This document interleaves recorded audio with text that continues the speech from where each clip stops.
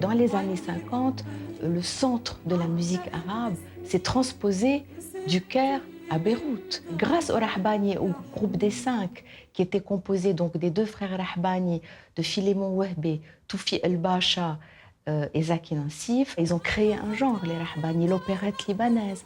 Et ces opérettes sont devenues des films, des premiers films musicaux libanais.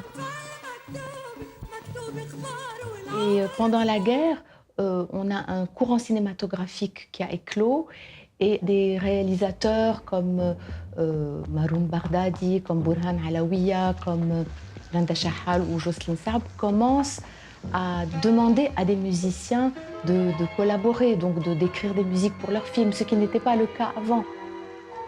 Ce processus de création commence avant la guerre et bien sûr, il prend son essor, il prend son envol depuis la fin de la guerre. Les Rahbani, c'était des films musicaux, mais là, nous avons des compositeurs de films à proprement parler. On peut citer Marcel Khalife, Charbel Rouhana et bien sûr, le plus grand compositeur de musique de films libanais, Gabriel Yared.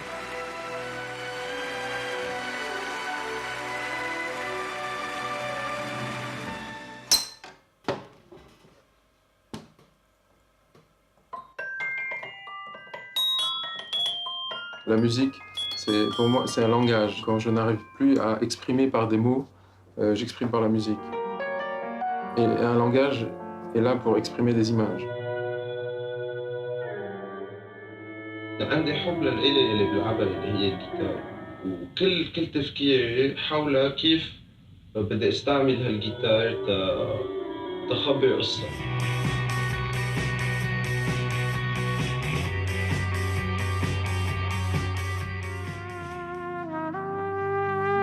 Ce qui m'a intéressé au cinéma, c'était ce que moi je pouvais amener aussi.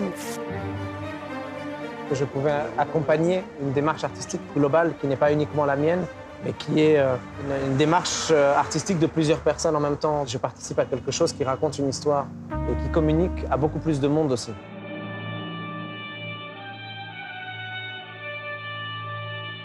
The film, it's a teamwork. So you're part of the team يعني. بتقترح شغلات أوقات المخرج ما بيكون فكر بهيك شيء وبعد ما يسمعها بيقتنع فيه وبيمشي الحال. It changes the whole scene, the music. ممكن ينزع البيكتشر أو ممكن العكس يشيله لفوق.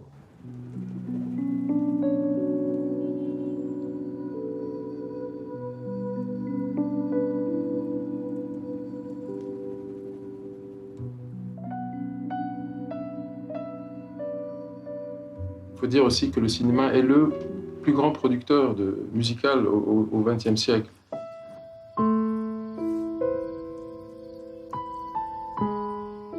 أحلى شيء وقت فيك تبلشي على السيناريو.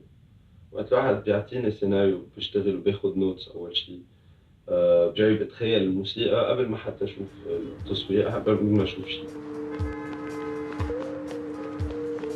Je me rappelle, il y a une des scènes de « Et maintenant on va où ?» où la maman venait d'apprendre que son fils est décédé. Et Nadine était en train de diriger sur le tournage l'actrice avec la musique dans les oreilles. Et elle pouvait communiquer à son actrice toute l'émotion qu'elle avait parce qu'elle écoutait de la musique dans les oreilles.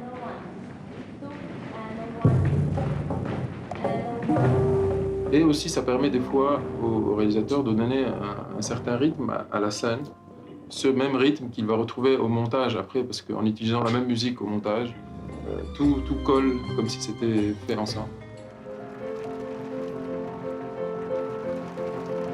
La chose que je demande au réalisateur, c'est de comprendre que je ne suis pas juste au service de son image, parce que je suis au service de son image, mais que j'ai une personnalité aussi.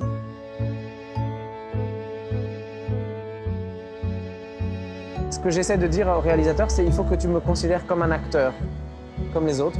Je vais obéir à ton scénario, je vais essayer de coller au maximum à ton envie, mais il y a aussi ma personnalité et mes envies, et il faut que tu respectes ça aussi.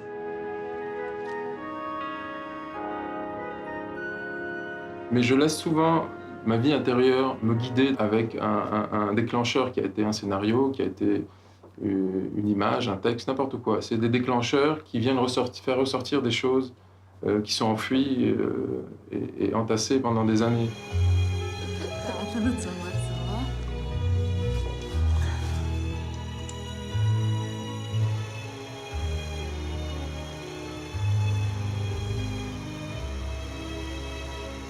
C'est une musique qui est vraiment à la frontière de toutes les musiques. Elle est aussi à la frontière du jazz et de la musique savante et de la musique orientale.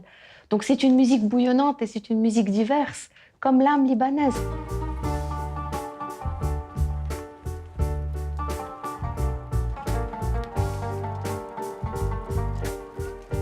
J'ai l'impression que c'est quand je joue, en fait, que je parle le mieux la langue de mon pays. كيف شو بدي استعمل تقدر اخبر هالقصة اي لغة او اي لحن او اي تفكير ما بيهمني طول ما في اخبر القصة.